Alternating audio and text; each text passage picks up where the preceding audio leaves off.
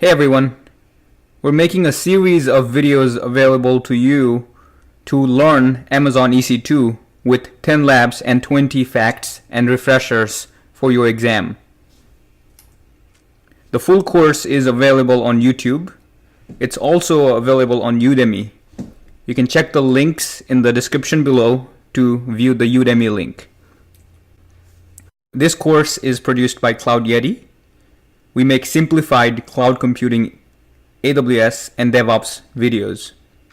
You can contact us by emailing us, checking out our GitHub, visiting our website, or following us on LinkedIn. I'll be the presenter for this course. My name is Saurav Sharma.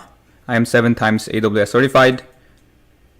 You can support us by helping us reach 5,000 subscribers. We're currently around 3,200 and reaching 5,000 is very important to us. So if you want to support us, start by subscribing to us. And you can also watch our other content, buy our courses on Udemy, etc. We're adding a lot more content, so we're open to feedback, suggestions, and requests from you guys because we're making these videos for you guys. All right, now let's get started. Hello everyone, welcome back. Let's start doing lab number 1 by going to the labs folder in our course repo. So I'm going to click on labs and then I'll be taken inside the folder where there's 10 different files for each lab that we'll be doing. I'm going to start with lab 1. You can see the steps for lab 1. But first of all, let's log into our AWS Management Console and then we will launch an EC2 instance. So once you're in the Management Console, if you click on Services and EC2, then you should be able to go to the EC2 Management Console. From here, click on Launch Instance and you'll be taken to step number 1. Choose an Amazon machine image. Let's select the Amazon Linux AMI and keep in mind that this one and this one look very similar. We want to select the Amazon Linux AMI and not the Linux AMI 2. So I'm going to select Amazon Linux AMI, which means we'll be launching a Linux instance. Select, and the second step or step 2 or also page number 2, you can see that there are tabs or pages. You can go back and forth. Step number 2 or page number 2, you select an instance type. Instance type lets you choose the size of the resources that you want to provision. So this is like a knob to get pre-packaged amount of CPUs and memory. For example, if you select T2 Nano instance type, then you get 1 CPU and half gigs of RAM. And also option for EBS storage only. The network performance of low, so not so good network performance, not so good RAM. So if you want, let's say 8 gigabytes of RAM for your application, then you just look down this table and find the number that fits your needs. Then maybe you select T2 large for your application, and so on and so on. There's all the way from half gigabytes to the maximum of 3,900 gigabytes or about 4 terabytes of RAM available. And if you were to select the highest RAM instance, that would be X1E.32 extra large type. So this hopefully gives you what the type selection does. And we want to go back and select something that is enough for our needs. Especially we want to select the T2 Micro, which is under the free tier. So I'm going to select T2 Micro, which will give me 1 CPU and 1 gigabyte of RAM. So I'm going to click on Next, which will take me to page number 3 or tab number 3. Here I select number of instances, that's 1. This is the network or the default VPC that's already built for us, so we don't need to change anything here. No changes here. no changes here. And then for now, we want to leave everything as it is, but we can quickly browse through some of the things. For example, IAM role will give ability for the EC2 instances to call AWS services without using access keys. So this will give permissions to our EC2 instances. We don't want to do anything with this now. Shutdown behavior lets you say what happens when you stop your instance. Do you just want to stop the instance or terminate the instance? Termination protection gives you one added layer of protection against accidentally deleting your EC2 instance. So it's a good idea to turn it on. The monitoring checkmark gives you enhanced monitoring options, which will cost more. Tenancy is, whether you're sharing the host or not, whether, someone else is also running EC2 instances on the same physical machine as you are. So once again, T2, T3 unlimited. Whenever you select the instance type of T, which are burstable EC2 instances, they can only stay at 20% CPU utilization or so, and they cannot run more than that for extended period of time. And this will give them extra capacity as needed if they need to burst. I'm going to link something so that you can read more on this topic. All right, so with that, let's go to next and add storage. So step number 4, you add storage. You can add a number of volumes of different sizes. You can detach the volumes and attach them as needed from the EC2 and have them persist independently of the EC2 instance. And you can do many things. But for now, we just want to stick with the default option, general purpose SSD volumes. I want to say next add tags. And tag is just tagging your instance for various purposes. For example, if you say name, then you get to say my first instance or something, so that you can identify what instance is. So literally tagging what it is. But you can also tag things like department and IT or project ID and say 555 and so on and so on. So you can do many things and tag each resources.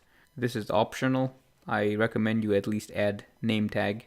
Let's say next, configure security group. Security groups are firewalls for your EC2 instance. Let's create a new security group and call it first instance. Right now, port 22 is open to the whole world, which this IP tells us. 0.0.0.0/0. It means anyone in the internet can use port 22 to SSH into the EC2 instance. I'm going to add one rule to also allow HTTP port 80 from anywhere. So I'm going to click on review and launch and scroll down, review everything, see the instance type, security groups, the details, the AMI, verify the tags are right. You can see the storage, some more instance details. And after you verify everything, click on launch. At this point, you probably want to select create a new key pair option from here. If this is your first time doing this, the key pair name will be first instance. Download the key pair.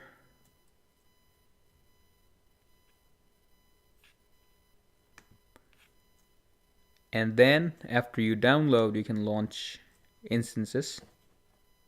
After you launch the instances, you go back to your EC2 dashboard and click on connect. You can go back to the EC2 console, or you can also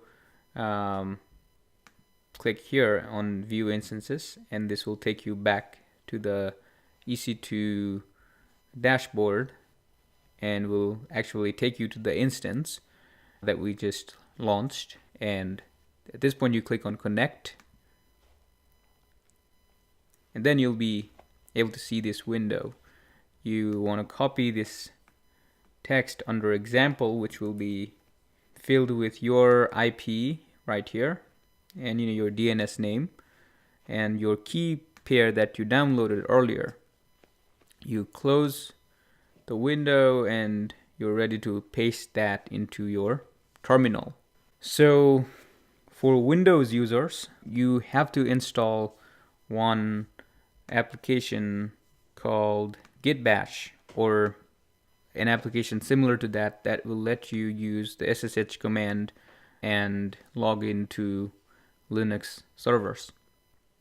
So you just want to install this and open this application, which will open a terminal like Linux or Mac, so that we'll all be on the same page. So I'm here in my terminal, and before you log in, the thing that you need to be careful is you need to be on the same directory as the PEM file that you downloaded earlier to SSH into the EC2 instance.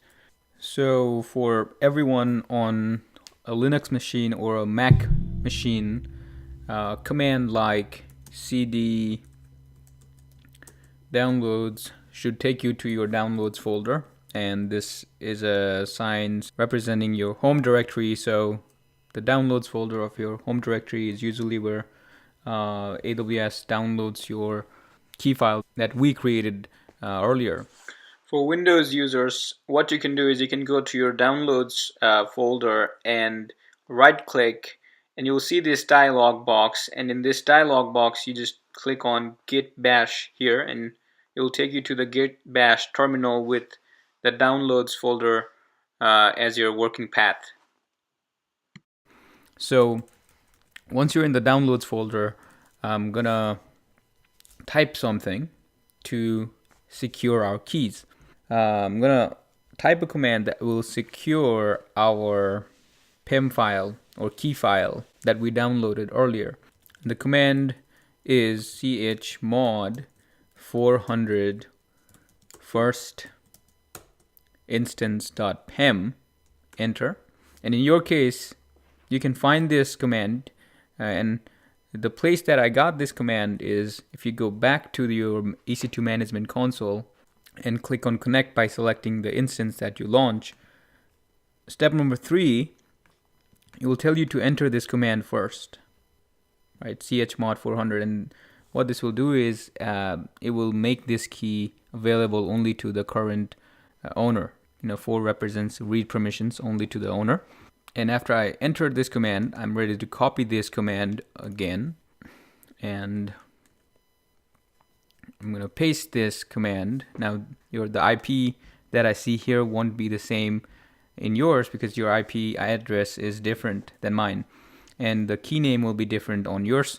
So you copy this, come back to your terminal or your Git Bash if you're on Windows, and type enter, and you should see a sign like this that will tell you that you're on an Amazon Linux AMI, and we are logged in to our EC2 instance. And at this point, you can do a few things like ifconfig and check the IP address. And this is my private IP, which is also here, by the way, 172.31.83.6.